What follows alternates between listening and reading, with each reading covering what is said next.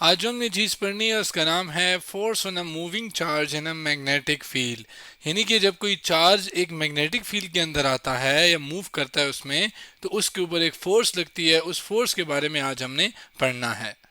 अब इसको पढ़ने से पहले हमें एक चीज़ पता है कि जब भी कोई चार्ज मूव करता है तो वो अपने इर्द गिर्द एक मैग्नेटिक फील्ड बना लेता है। और जाहिर है अगर आप कहें कि ये चार्ज मूव कर रहा है इस तरफ, और जाहिर है इसकी फ़र्ज़ करें कोई वेलोसिटी है, एक रफ्तार है इस डायरेक्शन में जिसको वेलोसिटी कहेंगे हम, तो वो जब ये आगे अगर हम कहेंगे यहाँ भी कोई मैग्नेट मैग्नेट पड़ा है जिसकी ज़ाहिर है हमें पता है कि मैग्नेटिक फील्ड होती है नॉर्थ से साउथ की तरफ। अगर मैं मैग्नेटिक फील्ड को ड्रॉ करूँ तो वो नॉर्थ से साउथ की तरफ होती है। अब फ़र्ज़ करें यही चार्ज इधर इसके अंदर आता है, तो ये भी एक मैग्नेट है। जाहिर है ये मैग्नेट बन गया क्योंकि ये मूव हो रहा है, और ये भी एक मैग्नेट है जिसकी ये मैग्नेटिक फील्ड है और इसकी भी कोई ना कोई मैग्नेटिक फील्ड है। तो ये एक्सटर्नल मैग्नेट इसके ऊपर एक फोर्स लगाता है। वो फोर्स जो है वो हमने देखनी है, और उस फोर्स को अगर मैं लिखूं जस्ट एफ जो, और वो फोर्स जो है बेसिकली आप कह लो कि जितनी ज़्यादा मैग्नेटिक फील्ड होगी बाहर वाली, जो कि ये बी है, ये इसको बी से हम रिप्रेजेंट कर रहे हैं किस चीज़ को, मैग्नेटिक फील्ड को। तो ये मैं यहाँ पे लिख देता हूँ। अब ये मैग्नेटिक फील्ड जितनी ज़्यादा होगी उतनी ज़्यादा जाहिर है इस चार्ज के ऊपर जो कि मूव कर रहा है विद इन द फील्ड, वो जाहिर है फिर ज़्यादा होगी। तो ये डायरेक्टली प्रोपोर्शनैलिटी आती है यहाँ पर। लेकिन याद रखिएगा ये जो फील्ड है मैग्नेटिक फील्ड ये यूनिफॉर्म है, यानी एक जैसी होनी चाहिए। ये बहुत ज़्यादा ज़रूरी है। यानी ये जो फील्ड है ये एक जैसी होना ज़रूरी है, तभी ये फार्मूला जो हम डिराइव करें या करने लगें वो अप्लाई होगा।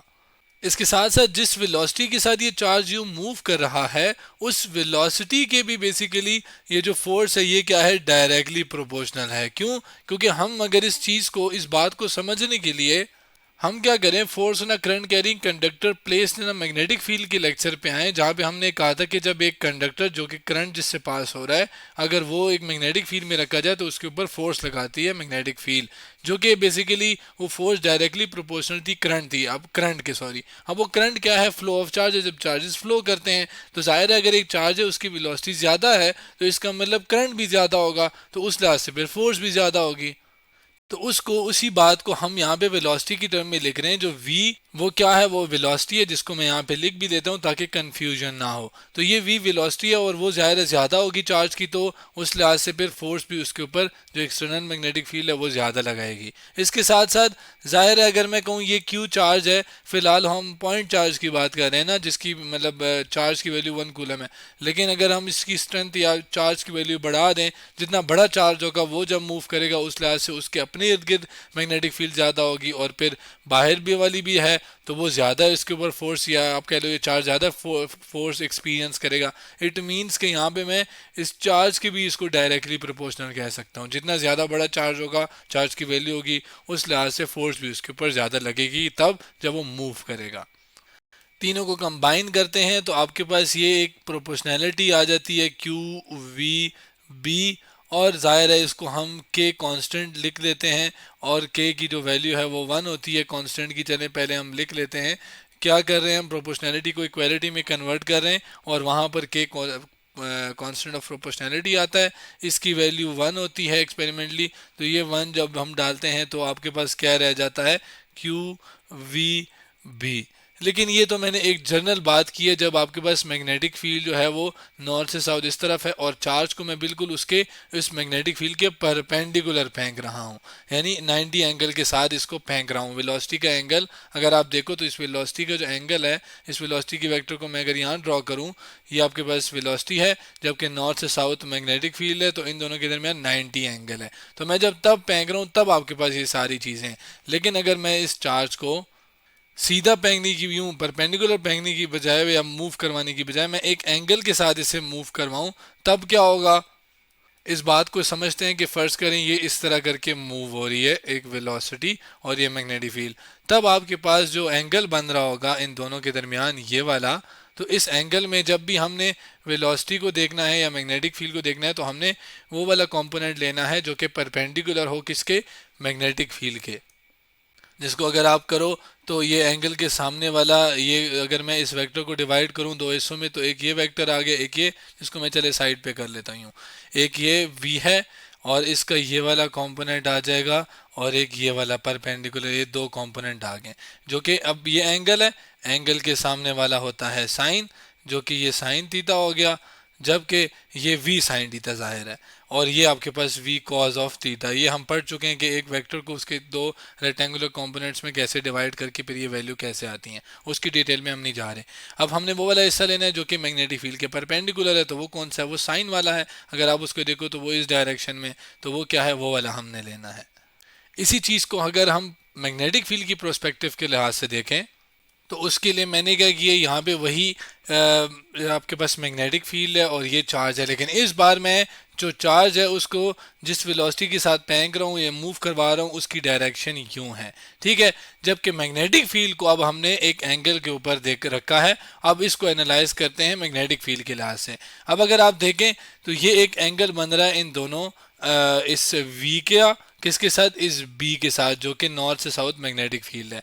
अब अगर हम मैग्नेटिक फील्ड को दो हिस्सों में डिवाइड करें, उसके कंपोनेंट में डिवाइड करें, तो एक हिस्सा आपके पास जाहिर है ये आता है जो कि होगा कोई, और एक ये आता है जो कि एंगल के सामने है। तो एंगल के सामने वाला साइन होता है, यानी ये आपके पास क्या है? बी साइन, और ये है साइन थीटा, और जबकि ये क्या है? B cos of theta. तो इसमें v के परपेंडिकुलर कौन सा हिस्सा है b का? वो ये साइन वाला है। इट मीन्स कि मैंने लेना कौन सा है? साइन वाला हिस्सा लेना है जो कि v के परपेंडिकुलर है। अब यही बात अगर हम सामने रखें तो उसके लिए मैं इसको यहाँ पे मूव करता हूँ राइट साइड पे थोड़ा, और एक जनरल एक्सप्रेशन डिराइव करने के लिए मैं क्या करता हूँ? उसी फार्मूला को यहाँ पे लेकर आता हूँ और यहाँ पे मैं कहता हूँ कि ये v है, लेकिन अब b का मैंने कौन सा परपेंडिकुलर कंपोनेंट लेना है, तो वो कौन सा है? b sine of theta. तो ये आपके पास ये हो गया। अब अगर आप देखें तो v b sine of theta, अगर आप देखें तो q साइड पे रखूँ मैं, तो v जो है वो वेलोसिटी है जो कि एक वेक्टर क्वांटिटी है। तो v अगर वेक्टर क्वांटिटी है, और अगर आप देखें तो b साइन ऑफ थीटा, तो ये भी एक बेसिकली साइन जो कंपोनेंट है ये भी एक वेक्टर वाला वेक्टर ही है ना बेसिकली। तो इसको अगर मैं यहाँ पे लिखता हूँ b साइन वेक्टर, तो अगर आप देखें तो v b sine of vector एक क्रॉस प्रोडक्ट बन रहा है v और b के दरमियान। यानी अगर हम जनरली लिखें तो हम एक मैग्नेटिक फोर्स जो कि इस चार्ज के ऊपर लग रही है जब ये मूव कर रहा है, तो उसको जनरली हम क्यू वी क्रॉस बी लिख सकते हैं, जिसमें जाहिर है जो एंगल है, ओ सॉरी साइन थीटा है, वो आपके पास angle between V and B है, यानी वेलोसिटी एंड मैग्नेटिक फील्ड है। जबकि इनका क्रॉस प्रोडक्ट का मतलब कि दो वेक्टर्स जब मल्टीप्लाई होते हैं और आंसर भी एक वेक्टर आ जाए, यानी वेक्टर जिसमें डायरेक्शन के साथ साथ मैग्नीट्यूड भी होती है, तो फिर हम उस प्रोडक्ट को वेक्टर प्रोडक्ट कहते हैं। अब चूंकि फोर्स एक वेक्टर क्वांटिटी है तो जाहिर है ये एक्सप्रेशन तो आ गई है, लेकिन इसमें फोर्स की डायरेक्शन को शो करने के लिए हम लास्ट में n यूनिट वेक्टर डालते हैं। ये क्या कहलाता है? यूनिट वेक्टर, जिसको मैं अगर मैं यहाँ पे लेबल भी करूँ, ये यूनिट वेक्टर जिसका काम है डायरेक्शन बताना, और इसकी वैल्यू जो है वो 1 होती है, वेक्टर की वैल्यू मैग्नीट्यूड 1 होती है, जबकि इसका काम है डायरेक्शन बताना, किसकी? फोर्स की डायरेक्शन बताना। तो ये एक जर्नल मैंने एक्सप्रेशन डिराइव कर लिया किस चीज़ के लिए? उस फोर्स के लिए। उस फोर्स के लिए जब एक चार्ज जो है वो एक मैग्नेटिक फील्ड में मूव करता है तो उसके ऊपर जो फोर्स लगती है वो इस तरह हम जनरली कैलकुलेट कर सकते हैं, जिसपे अगर आप इस फोर्स की डायरेक्शन को बताएं कि वो किस डायरेक्शन में होगी, तो हम इस क्रॉस प्रोडक्ट से बता सकते हैं। अब फोर्स की जो डायरेक्शन है वो हम बताने के लिए फ्लेमिंग लेफ्ट हैंड रूल का इस्तेमाल करते हैं, जिसमें हम अपना लेफ्ट हैंड लेते हैं और जिसमें जो बीच वाली मिडिल फिंगर होती है वो हम v यानी वेलोसिटी की डायरेक्शन में करते हैं। फर्स्ट फिंगर मैग्नेटिक फील्ड की डायरेक्शन में जब हम ये कर लेते हैं तो जिस डायरेक्शन में थंब होती है उसी डायरेक्शन में फोर्स लग रही होती है, जो कि अगर आप देखें तो वो v और b दोनों के परपेंडिकुलर होती है। अब अगर हम क्या करें कि हमारे पास एक मैग्नेटिक फील्ड हम लें और उस एक चार्ज को बिल्कुल उसके परपेंडिकुलर उसके ऊपर, या आप कह लें कि उसके अंदर हम उसको ऐसे मूव कराएं कि उसके ऊपर उसकी वेलोसिटी की डायरेक्शन परपेंडिकुलर हो मैग्नेटिक फील्ड के। अगर आप देखें नॉर्थ से साउथ मैग्नेटिक फील्ड, इसको हम यू कहेंगे है। अब अगर आप एंगल देंगे तो वो एंगल आपके पास 90 है। तो अब अगर आप यहाँ पर देखें तो ये जब एंगल 90 होता है तो साइन जो 90 है वो क्या हो जाएगा आपके पास? कैलकुलेटर से चेक करते हैं 90 और इसका अगर हम साइन लें तो वो 1 आंसर आता है। अब वन आने का मतलब क्या है, असल में क्या है कि अगर आप फोर्स को देखें तो वो क्यू वी बी के साथ साथ एंगल के ऊपर डिपेंड कर रही है। अब एंगल नहीं मतलब साइन थीटा के ऊपर डिपेंड कर रही है, और साइन थीटा की जो मैक्सिमम वैल्यू या आप कह लें जो रेंज होती है वो -1 से 1, यानी जो मैक्सिमम वैल्यू होती है वो 1 होती है, और वो कौन से एंगल पे होती है, 90 पे, जो कि हमने देखा। इट मीन्स कि जब आप एक परपेंडिकुलर वेलोसिटी के साथ एक चार्ज को फेंकते हो यूनिफॉर्म मैग्नेटिक फील्ड में, याद रखिएगा यूनिफॉर्म मैग्नेटिक फील्ड यानी एक जैसी मैग्नेटिक फील्ड है, हर पॉइंट पे एक जैसी वैल्यू है उसकी, तो उसके अंदर जब आप फेंकते हो तो उसके ऊपर मैक्सिमम फोर्स लगती है, यानी ये जो फोर्स लग रही है ये क्या है, ये मैक्सिमम लग रही है। अब अगर हम क्या करें कि आपके पास वही मैग्नेटिक फील्ड है, लेकिन अब हम चार्ज को उसके पैरेलल मूव कराएं, मतलब अगर आप देखें तो वेलोसिटी अगर मैं इस चार्ज की इस डायरेक्शन में देखूं, अगर मैग्नेटिक फील्ड ज़ाहिर है नॉर्थ से साउथ इस तरफ है, जबकि वेलोसिटी इसकी इधर है, तो अब एंगल क्या है दोनों के दरमियान, वो दोनों के दरमियान क्या है, एंगल ज़ीरो। तो ज़ीरो होने की वजह से जब मैं यहाँ पे साइन ज़ीरो डालूंगा तो ये आपके पास क्या होगा, मतलब साइन ज़ीरो की वैल्यू अगर हम कैलकुलेटर पे देखें तो ये ज़ीरो, और इसका साइन अगर हम लें तो आंसर ज़ीरो। इसका मतलब क्या हुआ कि अब इस चार्ज के ऊपर जो कि पैरेलल मूव कर रहा है किसके, मैग्नेटिक फील्ड के, तो ये अब इसके ऊपर कोई फोर्स नहीं लगेगी क्योंकि ये ज़ीरो, और ओवरऑल आपके पास जो फोर्स आएगी अब वो क्या होगी, आपके पास ज़ीरो, जो कि अब हम कहेंगे कि सबसे कम फोर्स यानी मिनिमम फोर्स क्या है, वो ये लग रही है। लेकिन इसके साथ साथ ना सिर्फ एंगल के साथ साथ अगर मैं कहूँ चार्ज ही नहीं है, यानी क्यू की वैल्यू ज़ीरो, तब भी फोर्स क्या है, ज़ीरो। अगर मैं कहूँ चार्ज रुका हुआ है, ये सबसे इंपॉर्टेंट पॉइंट है, क्या कि चार्ज रुका हुआ है यानी उसकी वेलोसिटी क्या है, ज़ीरो है। जब वेलोसिटी ज़ीरो है तो जाहिर है जब ये सब कुछ ज़ीरो, ये ज़ीरो होगा तो सब कुछ मल्टीप्लाई होने के बाद ज़ीरो, यानी फोर्स क्या लगेगी, ज़ीरो। यानी अगर एक चार्ज रुका हुआ है तो उसके ऊपर कभी भी एक्सटर्नल कोई फोर्स नहीं लगेगी बाय मैग्नेट, किसी मैग्नेट पे की वजह से। जबकि ज़ाहिर है लास्ट में अगर हम कहें कि एक्सटर्नल मैग्नेटिक फील्ड ही नहीं है बस चार्ज मूव हो रहा है, तब भी ज़ाहिर है बी नहीं है तो बी ज़ीरो, तो इसका मतलब क्या है कि फोर्स भी ज़ीरो होके फोर्स मिनिमम आ जाएगी। अब अगर हम वापस इस वाले पॉइंट पे आए, जब परपेंडिकुलर हम वेलोसिटी के साथ इस चार्ज को फेंका था तो उसके ऊपर फोर्स लग रही थी और सबसे ज़्यादा लग रही थी।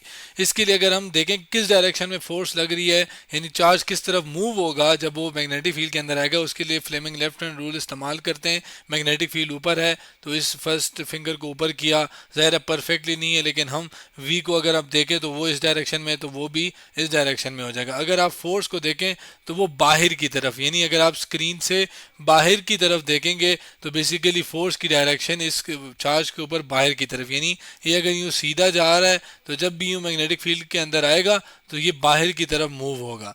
लेकिन सिर्फ बाहर की तरफ मूव नहीं होगा, और ज़ाहिर है जिसके बाद चूंकि थोड़ी सी वेलोसिटी भी है तो इसका जब भी हम याद रखिएगा कि जब भी हम एक चार्ज को एक यूनिफॉर्म मैग्नेटिक फील्ड के अंदर परपेंडिकुलर फेंकें, वेलोसिटी के साथ फेंकें, तो उसके ऊपर जब फोर्स लगती है तो उसका पाथ क्या हो जाता है चार्ज का, वो हो जाता है परफेक्ट सर्कुलर।